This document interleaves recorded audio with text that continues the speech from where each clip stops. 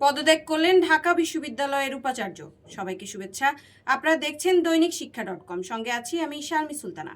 ঢাকা বিশ্ববিদ্যালয়ের উপাচার্যের পদ থেকে পদত্যাগ চেয়ে রাষ্ট্রপতি বরাবর আবেদন করেছেন অধ্যাপক ডক্টর নিয়াজ আহমদ খান। রোববার দুপুরে ঢাবির জনসংযোগ দপ্তরের এক সংবাদ বিজ্ঞপ্তিতে তথ্য জানানো হয়। ঢাবির জনসংযোগ দপ্তর থেকে পাঠানো সংবাদ বিজ্ঞপ্তিতে বলা হয়, নিয়াজ আহমদ খান আজ সকালে শিক্ষামন্ত্রী আ.ন.ম এহসানুল হক মিলনের সঙ্গে সাক্ষাৎ করেন। তিনি ঢাবির উপাচার্যের পদ থেকে পদত্যাগ চেয়ে তার মূল পদে ফেরার জন্য রাষ্ট্রপতি বরাবর আবেদনপত্র জমা দিয়েছেন। ছাত্র জনতার গণ অভ্যুত্থানে 2024 খ্রিস্টাব্দের 5 আগস্ট আওয়ামী লীগ সরকারের পতন হয়। আগস্টের শেষের দিকে নিয়াজ আহমদ খান ঢাবির উপাচার্যের দায়িত্ব নিয়েছিলেন।